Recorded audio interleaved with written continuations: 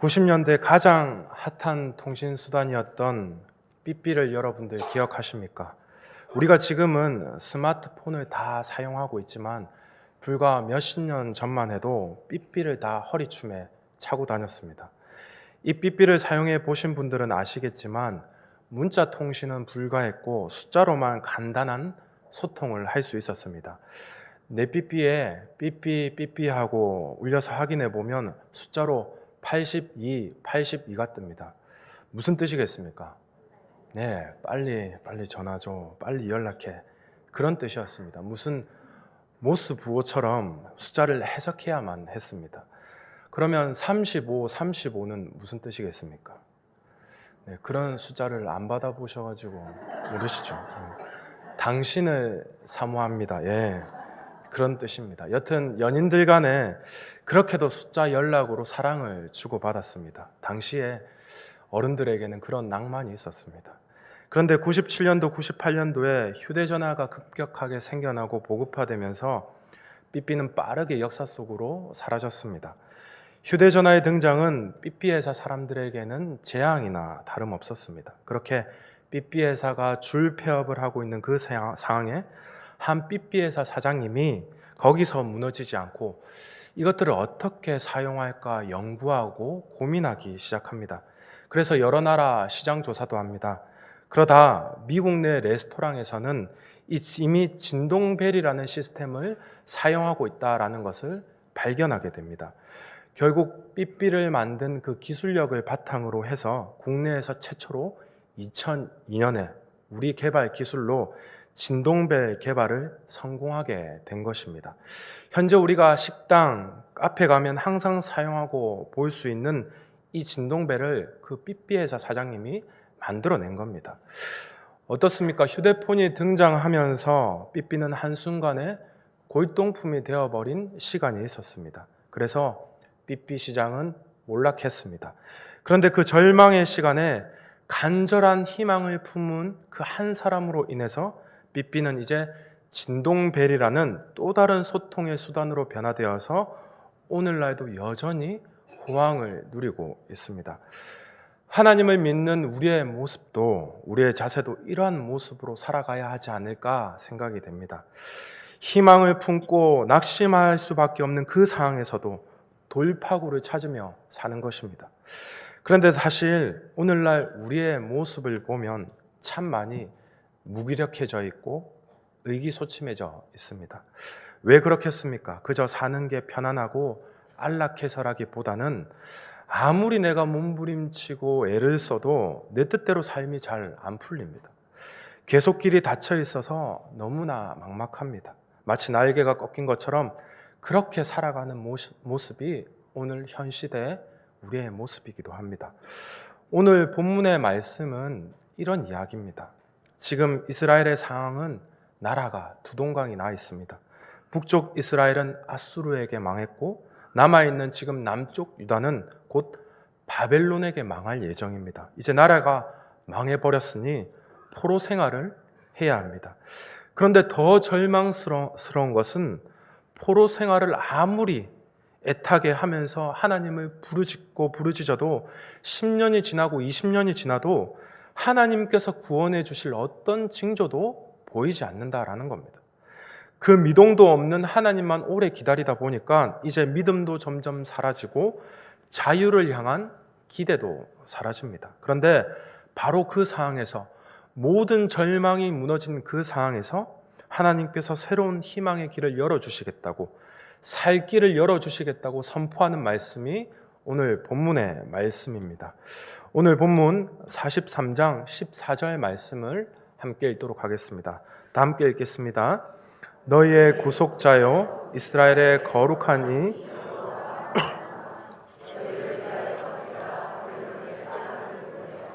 모든 갈대아 사람에게 자기들이 연락하던 배를 타고 도망하여 내려가게 하리라. 아멘. 하나님께서 유다를 지배하고 있는 이 바벨론의 사람을 보내셔서 그들을 모두 다 쫓아내 버릴 것이라 말씀하십니다. 그런데 지금 남유다를 지배하고 있는 이 바벨론은 당시 세계 최강대국이었습니다. 오늘날 미국과 같은 군사, 정치, 외교 모든 면에서 있어서 가장 강력한 나라입니다. 그런데 어떻게 이런 나라를 한순간에 무너뜨릴 수 있겠습니까? 지금 하나님의 말씀을 받은 이사야도 의문이 가시질 않는 것입니다. 그러나 실제로 역사를 살펴보면 바벨론은 점차 쇠약해져서 나라가 멸망한 것이 아니라 최전성기에, 최절정기에 한순간에 바사의 고레스에 의해서 바벨론은 무참하게 멸망당하게 됩니다. 그리고 그렇게 바벨론을 제압한 고레스가 바벨론의 포로로 잡혀있던 유다 백성들에게 다시 고향 땅으로 돌아가서 너희들의 무너진 국가를 재건하라는 귀향 명령을 내립니다. 사실 본문의 이 말씀을 예언하는 이사야는 유다 백성들이 포로로 잡혀가기 전 1세기 전 100여 년 전의 사람입니다. 그러니까 이사야는 지금 쉽사리 하나님의 말씀을 쉽사리 받아들이기 힘든 상황입니다. 자신의 나라가 망하는 것도 받아들이기 힘들 뿐만 아니라 바벨론이라는 초강대국의 지배를 받아 포로로 살아가야 하는데 어떻게 한순간에 해방이 되고 자유를 누릴 수 있는 것인가? 이사야는 의문을 가지는 것입니다. 그 의문에 대해서 하나님은 이렇게 답하십니다. 15절에서 17절까지의 말씀입니다. 15절에서 17절까지의 말씀 함께 읽겠습니다. 나는 여호와 너희의 거룩한 이요 이스라엘의 창조자요 너희의 왕이니라.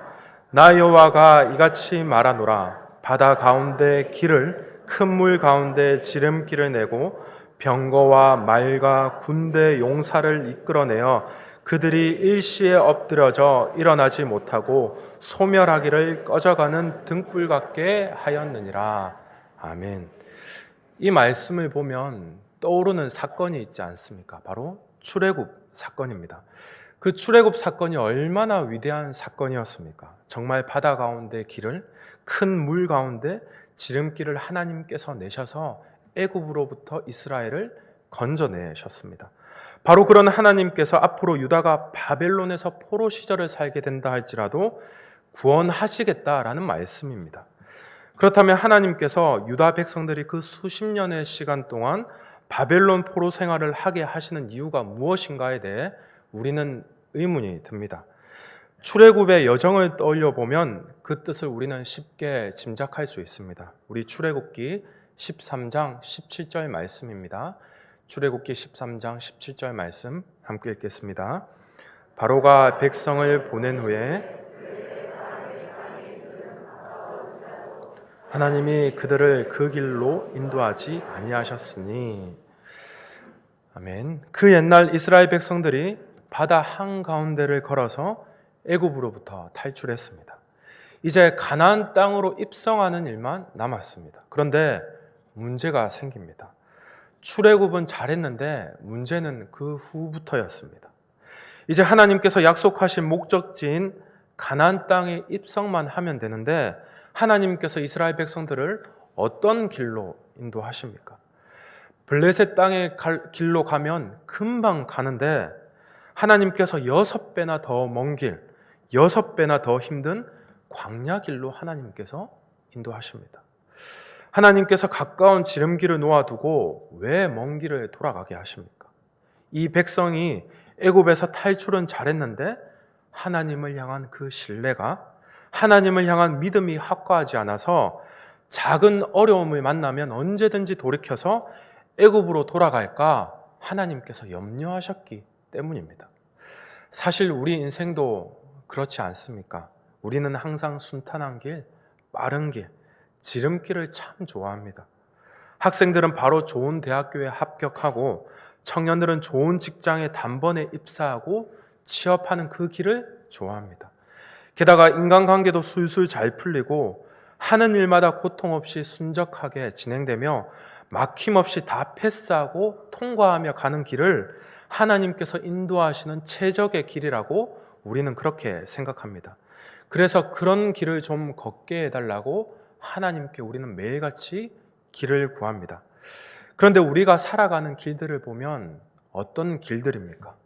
하나님께서 우리 인생들을 참 둘러가게 하실 때가 얼마나 많습니까? 또 아무것도 없는 강야로 이끄실 때가 있습니다. 내가 가는 그 길에 딱 그놈만 없으면 좋겠다고 생각하면 그놈이 내가 가는 길에 꼭 있습니다.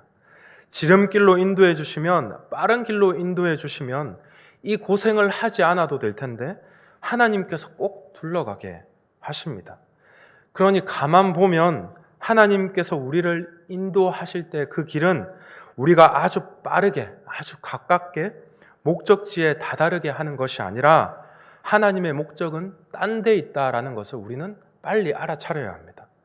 그러면 하나님께서 이스라엘 백성들을 출애굽시키셔서 가나안 땅으로 곧장 입성시키는 것이 목적이 아니라면 무엇이 하나님의 목적입니까? 하나님의 목적은 이스라엘 백성들이 애굽에서 가나안 땅으로 이동하는 장소의 이동이 아니라 바로 내 마음 상태의 이동이 하나님의 목적이라는 겁니다. 애굽의 지배를 받으며 노예로 살다가 이제는 자유인으로 살아가는 장소의 이동이 아니라 내 상태의 변화, 내 마음의 변화, 내 영혼의 변화, 내 정체성의 변화가 하나님의 목적인 겁니다. 내 삶에 치열한 전쟁이 일어나면 다시 애굽으로 돌아가 버리는 내 마음, 내 앞에 큰 바다가 일렁이고 큰 벽을 만나게 되면 다시 절망과 좌절의 자리로 돌아가 버리는 내 발걸음, 그 발걸음을 돌이키셔서 이제 다시는 하나님으로부터 멀어지거나 돌이키는 자가 되지 않는 것, 하나님과의 신뢰가 쌓이게 되는 것, 하나님과 어떤 길이든 동행하게 되는 자가 하나님의 목적이라는 것입니다. 그러므로 이스라엘의 하나님은 능력이 없으셔서 유다 백성들을 바벨론에게 멸망당하게 하고 포로로 가만히 방치해 둔 것이 아닙니다. 하나님은 능력이 없어서 우리의 삶을 보시고 가만히 계시는 것이 아닙니다. 내 마음과 내 생각과 내 정체성을 마침내 하나님께 완전히 이동하게 하여서 하나님과 함께 어떤 길도 끝까지 걸어갈 수 있도록 하기 위해서 우리를 때로는 메마른 강야로, 삭막한 사막과 같은 길로 인도하신다라는 것입니다. 이어서 하나님께서는 이사야를 통해서 이스라엘 백성들에게 한 가지 중요한 당부의 말씀을 전해주십니다. 우리 본문 18절에서 19절 말씀을 함께 읽도록 하겠습니다. 다 함께 읽겠습니다. 너희는 이전 일을 기억하지 말며 옛날 일을 생각하지 말라. 이제 나타날 것이라. 너희가 그것을 알지 못하겠느냐? 반드시 내가 강야의 길을 사막의 강을 내리니. 아멘. 하나님께서는 유다 백성들이 비록 바벨론의 포로로 끌려가는 비참한 역사를 경험하겠지만 그것으로 끝나지 않는다. 하나님께서 가만히 보고 계시지 않는다. 하나님께서 반드시 새 일을 행할 것이다 라고 말씀하십니다. 그런데 이 말씀에 조금 독특한 부분이 있습니다. 19절 말씀 앞에 18절 말씀이 무엇이라고 기록되어 있습니까? 너희는 이전 일을 기억하지 말며 옛날 일을 생각하지 말라라고 기록되어 있습니다. 사실 하나님께서 이사야서 전체를 통해서 이스라엘 백성들에게 그간 하셨던 말씀의 흐름은 옛날 일을 기억하라라는 것입니다. 앞선 16절, 17절의 말씀도 옛날 일인 출애굽 사건이지 않습니까? 당연히 우리는 힘들고 어려울 때 이스라엘 백성들 자신들이 애굽에서 노예로 살았을 때 누가 구원해주고 누가 지켜주고 누가 살려주었는지 옛날 일인 출애굽 사건을 기억해야 하는 일이 마땅하고 옳은 일입니다. 그런데 하나님께서 지금 이스라엘 백성들에게 이전 일을 기억하지 말며 옛날 일을 생각하지 말라라고 말씀하십니다. 하나님께서 이렇게 말씀하시는 이유가 무엇이겠습니까? 일종의 강조법 같은 겁니다. 이제 옛날 그 일들이 다 쓰잘데기 없어서 기억하지 말라는 것이 아니라 하나님께서 강조하고 싶은 것이 따로 있다라는 겁니다. 19절 상반절을 다시 보시면 보라 내가 새 일을 행하리니 이제 나타날 것이라. 하나님께서 강조하고 싶으신 것은 새 일, 바로 이것입니다. 하나님께서 이제 새로운 길, 새로운 일을 보여주실 것인데 그 길에 대한 기대감에 우리가 온몸을 쏟아야 하니, 온 마음을 쏟아야 하니 과거의 길에 연연하지 말라는 겁니다. 그러므로 이제 하나님께서 그토록 강조하시는 새 일에 대해서, 새 길에 대해서 우리가 가져야 할 자세는 기대감입니다. 여러분, 오늘 예배 시간에 나올 때 어떤 마음을 가지고 나오셨습니까? 제가 이렇게 쭉 표정을 보니까 담임 목사님 설교 들으러 왔는데 웬 딴 놈이 저렇게 서 있냐 하는 표정이십니다. 여러분, 우리가 예배 시간에 반드시 필수품으로 가지고 나와야 하는 것이 무엇입니까? 기대감입니다. 오늘 날씨도 더운데 예배 마치고 오늘 교회 점심밥은 시원한 냉국수가 나오지 않을까라는 그런 기대감 말고요.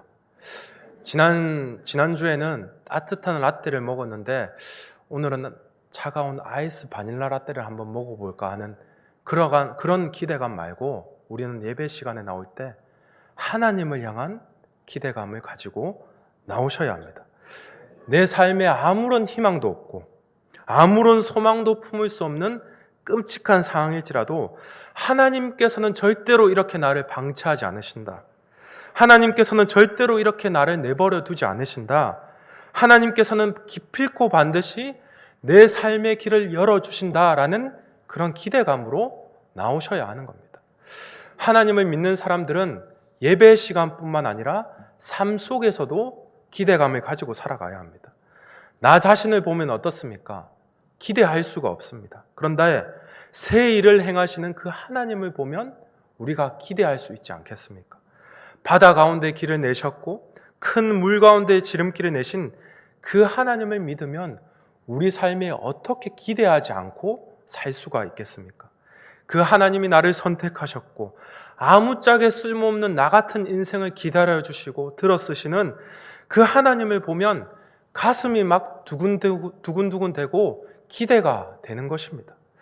여러분들 중에 혹시 기도를 멈춘 분이 계십니까? 말씀을 덮어놓고 사시는 분들이 계십니까? 다시 한번 기대감을 가지시고 기도를 시작하시기 바랍니다. 다시 한번 하나님을 향한 그 기대감을 가지고 말씀을 열어서 읽으시기 바랍니다. 19절 말씀을 다시 한번 보시면 하나님께서 뭐라고 말씀하십니까? 보라, 내가 새 일을 행하리니 이제 나타날 것이라. 너희가 그것을 알지 못하겠느냐? 반드시 내가 광야의 길을 사막의 강을 내리니.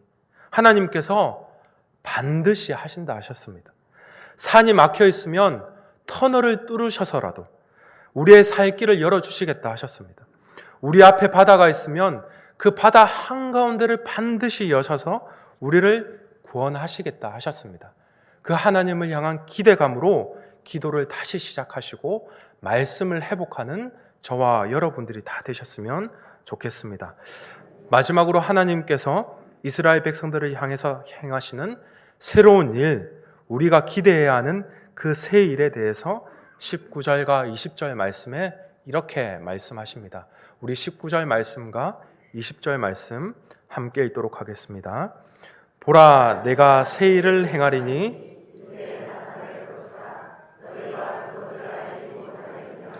반드시 내가 광야의 길을 사막의 강을 내리니 장차 들짐승 곧 승냥이와 타조도 나를 존경할 것은 내가 광야의 물을 사막의 강들을 내어 내 백성 내가 택한 자에게 마시게 할 것입니다. 아멘. 오늘 말씀 앞부분인 16절에 하나님께서 바다를 가르시고 큰 물 가운데 길을 내신 그 길은 구원의 길이었습니다. 이제 19절과 20절에서 말씀하시는 새로운 길은 바로 생명의 길입니다.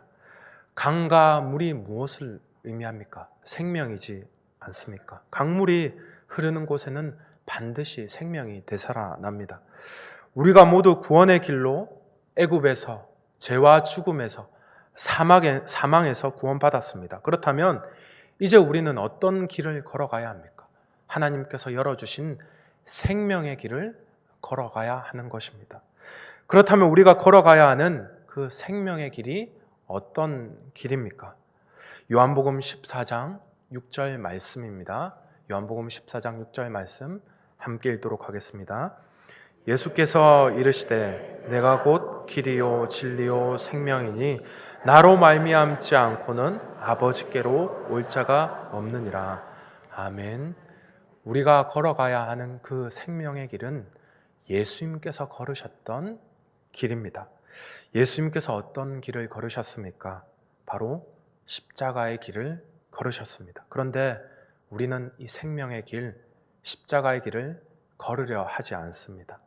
내 뜻과 다르고 내 생각과 내 방향과 다르다고 해서 우리는 그 십자가의 길을 늘 외면하며 살아갑니다. 그런데 생명은, 오직 생명은 예수님께서 걸으셨던 그 길, 그 십자가의 길에만 있습니다.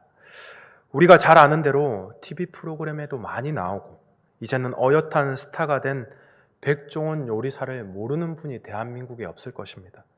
그분이 요리 천재인 것은 온 국민이 다 아는 사실입니다.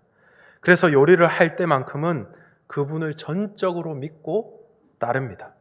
그래서 저도 집에서 요리를 할 때면 백종원 레시피를 보면서 열심히 요리에 임합니다. 그런데 결과는 맛이 하나도 없습니다. 요리한 음식을 다 버립니다. 왜 그렇겠습니까? 백종원 이 아저씨가 요리 잘하는 것을 제가 믿기는 믿었는데 요리하다가 그냥 대충 내 방식대로 눈대중으로 하느라 레시피를 다 지키지 않았기 때문입니다. 여러분, 예수님을 믿는다라는 것이 무엇입니까? 예수님을 백날 말로만 믿는다고 하여서 믿는 것이 아닙니다. 예수님께서 알려주신 그 레시피대로 살아야 예수님을 믿는 것입니다. 예수님께서 알려주신 그 인생 레시피가 무엇입니까? 다름 아닌 십자가의 길을 걷는 것입니다. 우리가 예수님을 믿는다 하면서도, 교회 다닌다 하면서도 왜 우리가 걸어가는 인생에 맛이 나지 않습니까? 왜 우리가 걸어가는 이 신앙길 가운데 예수의 깊은 맛이 우러나지 않는 것입니까? 예수님께서 일러주신 인생 레시피의 핵심인 그 십자가의 길을 걸어가지 않는데 어떻게 내 인생의 생명이 샘솟고 어떻게 예수 믿는 그 맛이 나겠습니까? 그러면 예수님께서는 그 십자가의 길을 어떻게 걸으셨습니까? 순종함으로 걸으셨습니다. 하나님 아버지께서 가라고 하시는 방향으로만 간 것입니다. 십자가의 길, 생명의 길은 다른 길이 아닙니다. 바로 하나님 믿고 가는 길입니다. 지도를 보고 내가 알고 가는 길이 아니라 강야의 길을 내시고 사막의 샘을 내시는 그 하나님 믿고 가는 길입니다. 가다 보면 가파른 산도 만날 수 있습니다. 가다 보면 강야도 만나게 되고 가다 보면 메마른 사막도 만날 수 있습니다. 그러면 그때마다 하나님께 물어보면 되는 것 아니겠습니까? 하나님, 이 길로 가야 됩니까? 저 길로 가야 됩니까? 그러면 하나님께서 말씀해 주십니다.